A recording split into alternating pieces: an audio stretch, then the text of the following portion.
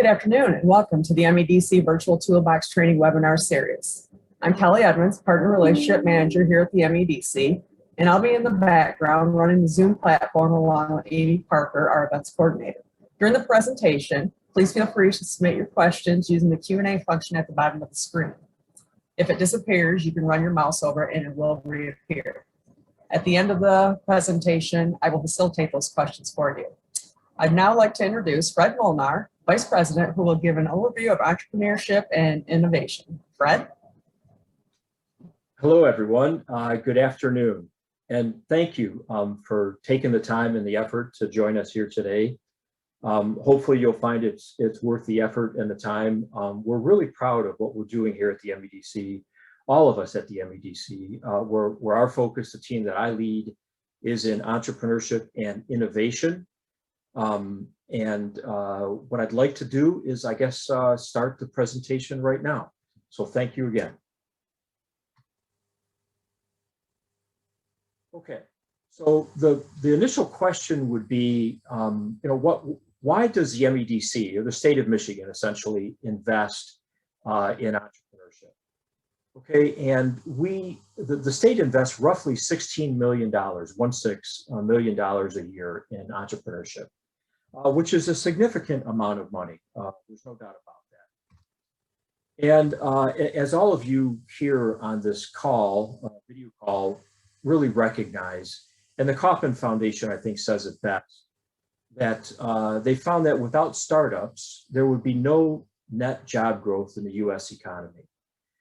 I think that's pretty obvious. Obviously, when we think of the big wins that the state of Michigan can get with General Motors and Ford or Chrysler opening up plants, those are all great for everyone. But the reality is, when you look at the state, you look at Northern Michigan, the UP, Western Michigan, et cetera, it really is small business that really is driving the economy of the state of Michigan, and that's what our focus is.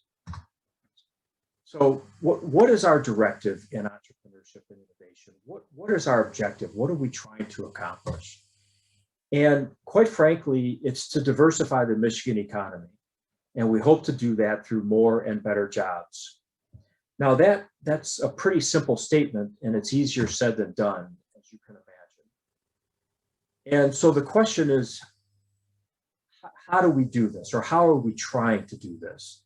And we're focusing on homegrown, high-tech startups. So at this point, I want to be clear that our group, Entrepreneurship and Innovation, is focused on technology companies. Now, obviously, when you look at life today, almost everything is tech, right? There's some sort of tech component to it.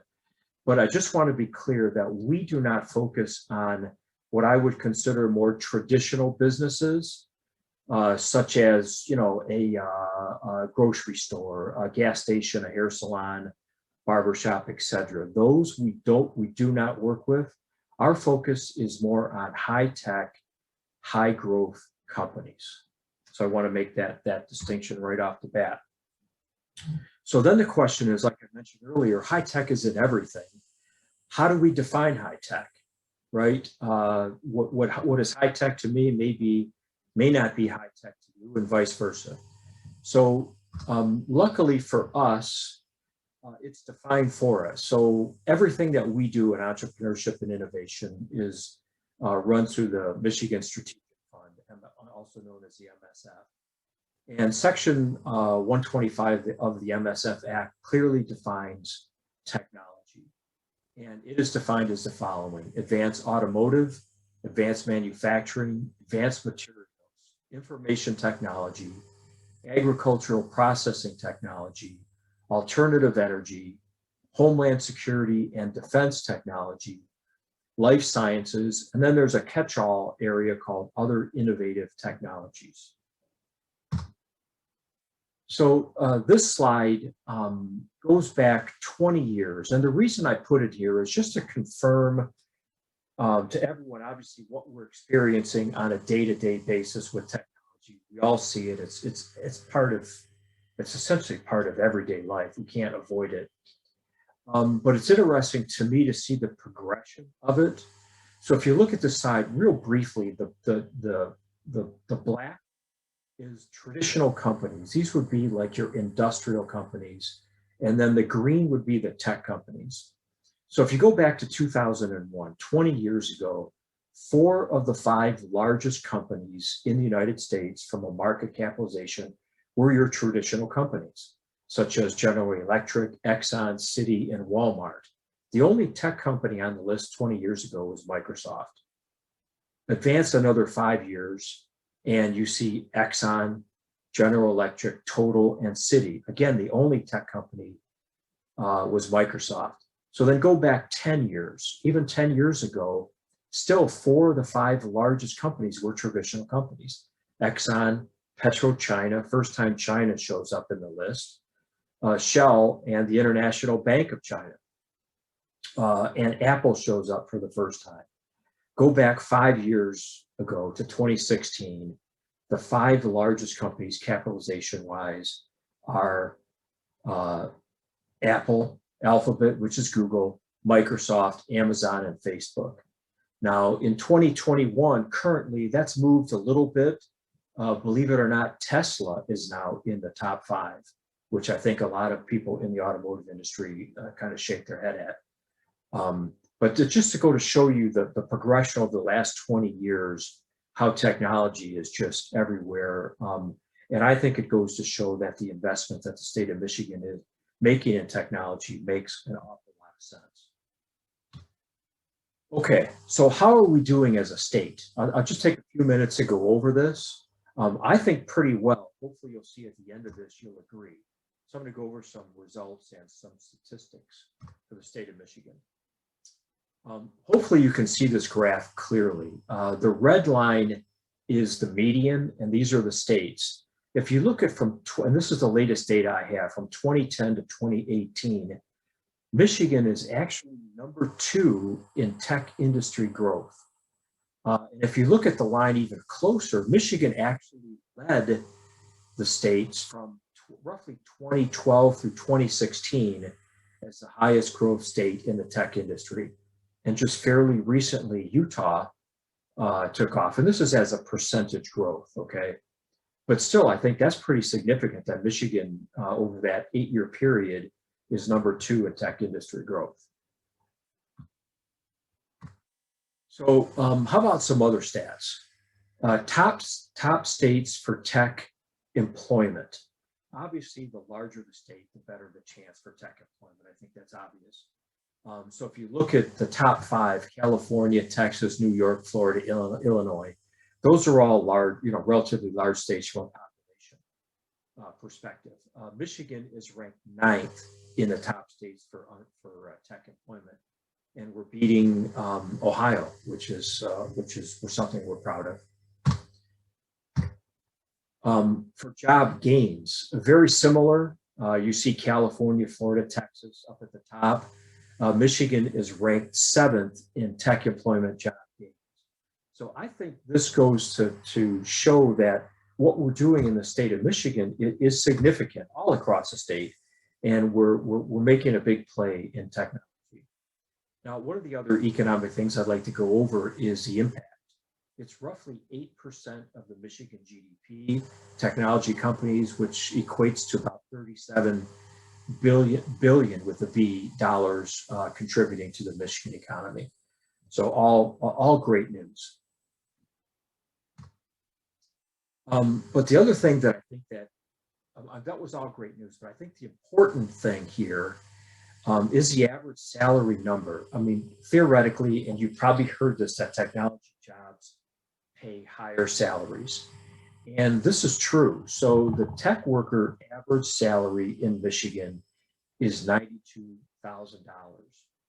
which is 77% higher than the non-tech average wage of roughly $52,000. So I think, again, this just goes to emphasize the impact and the focus on technology, because obviously when you have a higher wage, you have more disposable income, and then those individuals can go out and spend more money, and that helps the economy in general, right? So great news all the way around. Okay, and this is the last slide related to this. the return on investment. So the 21st Century Jobs Fund, overseen by the Michigan Strategic Fund, has put in these, like I said, roughly $16 million a year. So what's the return on investment? The obvious return on investment. And we did a report. I know it's 5 years old, but this is the last one we have. It was done by an outside company in Ohio, Patel Techonomy.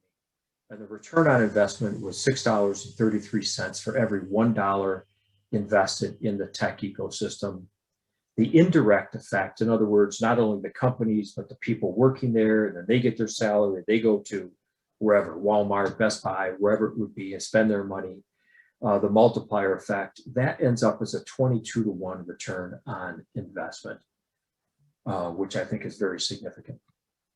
Okay, so now some of the details. Hopefully you see the value of why we're investing in the tech ecosystem. And now I'd like to get into how we're doing it and then some success stories. So we as a group in entrepreneurship and innovation, we put our money into almost 3 categories. One is universities. As I think you know, we have outstanding universities in the state of Michigan, world-renowned, and the 4 universities that are really known for research dollars. In other words, the federal government puts grant dollars into these universities to develop ideas and do basic research. And those, of course, would be the biggest one, of course, is the University of Michigan in Ann Arbor. Then the second would be Michigan State University in Lansing. Third, from a dollar perspective of research dollars, would be Wayne State University in Detroit. And then fourth would be Michigan Tech University up in Houghton Hancock, up in the UP. Those are the big 4 research universities. And we have programs associated with those, which I'll get into. We also do put money into services. So as companies spin up, we try to help those companies grow and progress and develop. And the third thing we put our money as far as a bet is an early stage funding. One of the lifebloods of the ecosystem is dollars. You might even know people that have started companies. Typically it's family, friends, personal investment. Then at some point that runs out, and then it's like, uh-oh, now what do we do? And we're trying to help fill that gap with early stage funding programs. Okay. This is probably the most important slide in the deck if you want details on exactly what we're doing from entrepreneurship and innovation. We call it the subway map. You might have seen this before. If you have, hopefully the second time around or even the third time around, it'll make more sense because it's fairly busy, but there's a lot of detail here, but it's important detail. So you have 3 coded, look at this as a subway. You can get on and off at any point on a subway. If you look at the far left would be the traditional entry point, which would be an idea that you would have. And the far right would be the exit, okay? But again, like a subway, you can get on and go anywhere. You can go back, you can go forward. And if anyone is on this call has done entrepreneurship themselves, they know it's not unusual to be 2 steps forward and 1 step back, right? You run into some sort of roadblock and then you break through that roadblock. You continue down your path of growth and then something else happens and you get pushed back. So it's kind of a push-pull relationship. So with that said, I'd like to go over this, but not in tremendous detail, but enough to give you a feel for what we're doing in the ecosystem to try to help move companies along, tech companies along. So I'll start with the red line, which is the university line. Let's say there's a person at a university that has an idea, a research idea, and I'll use the example of LiDAR. So as mobility is a hot topic throughout the state right now and at the MEDC, and LiDAR is one of those light emitting radars that goes on autonomous vehicles that projects out, and then it gets a reflection back, and it can decide, okay, is that a human being? Is that a dog? Is that a lamppost? What is it in front of me, right? And that's all part of the autonomous vehicle development process. So let's say someone comes up with an idea to have twice the resolution of a LiDAR, of traditional or current LiDAR. Okay, they may have it on a piece of paper and it says, this makes sense, but we don't know if it works.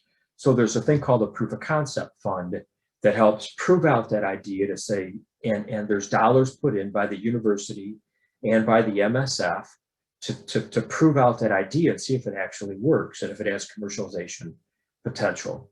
So if you get through that first gate, the proof of concept fund, sitting there, there's mentors and residents. These are people that are very experienced in technology, that they're probably retired, they want to give back. And so let's say this LiDAR works and the mentors come in and look at it, they look at the marketplace. Hey, does this make sense? Is there commercialization potential? If there is, how big is the market? Would GM be interested in it? Ford? Is it big enough for a company? Those kind of decisions are made with the mentor and residents. And then we have what are called these M-Track hubs. Won't go into detail, but essentially what it is taking that idea and developing it further so that hopefully by the end of the red line, the red subway line, you either have a company or a product, okay? Or it's failed. It's come to the conclusion, now this doesn't have any value and we're canning it here. So the M-Track program, just an FYI, we're focusing on life sciences, which is advanced transportation, advanced materials, advanced computing, and ag biotech, okay? So once you get done with the university line, they enter into what I call the real world, okay? And this is where you sink or swim as a company. And where they would go then are the smart zones, and I'll get into that a little bit later. But the smart zones, there's 21 of these spread across the state, and they help companies progress to the next phase. So some of the programs that we have, and I don't have the time to go into them in detail, we have the SBDC Tech Team, Small Business Development Tech Team, we have the Business Accelerator Fund, we have the Emerging Technologies Fund, which helps put dollars into companies that match federal grants. We have the SBIR, STTRs, those are federal grants that companies can receive. We have the First Capital Fund and we have the Pre-Seed Fund. Those are our early stage funds that have the ability of where a company has reached the end of the line with family and friends. And this is where the state of Michigan can come in and help fund their companies. Okay, two other programs that we have that I want to go into real quickly that we're hoping to launch this year. So this is new to the subway map. If you've seen this before, is the Tech Microloan Program. So we're working through this right now where a company that may not need angel or VC investment, but they may be a company that has received a purchase order and they're so young that they don't have the dollars yet to buy the materials for their product. And this is a real life situation where someone has gotten $1 million purchase order from a company. It's a legitimate purchase order. And lo and behold, they don't have the capital to actually buy the material to fulfill the purchase order. That's a real, that happens, and it has happened multiple times. So what we're hoping to do is fill that gap to be basically a short-term microloan where the company can tap into this, buy the material they need, build their product, ship it to the end company, and then pay the MSF back. One other thing that we're doing real quick is a Tech Talent Internship Program. This is a statewide program, so anyone on this call, if you have someone that is in a university setting, a current university student, they're in the STEM area and would like to work with one of the startup companies in Michigan, they could be in the UP, they could be in Ann Arbor, Grand Rapids, wherever. We are creating this Tech Talent Internship Program. We're going to take these STEM students and align them and put them into early stage tech companies to get them exposure to it. And the ultimate goal, of course, is to keep them here in Michigan and not have them leave the state. Okay, so that was a lot to go over real quick. So I'm trying to jam through this here. The smart zone's very important. Many of you know it, and I won't go into details here. This is recorded, you'll have a chance to look at this. But essentially, smart zones are spread across the state. They provide free services to tech companies. So if you have a tech company, you know a tech company, connect with your smart zones. All the things listed here, they can provide free services to help that company expand and develop and walk down the path of commercialization and creating a product to sell. Here's a brief map of the smart zones. You'll notice that there's 3 of them in the UP, Houghton Hancock, Marquette, Sault Ste. Marie. The rest of them are in Lower Michigan. And again, this map is also available on the MEDC website. Okay, I'd like to give you briefly 3 examples of what I just went through and how they're impacting not only lives, but the state of Michigan and jobs.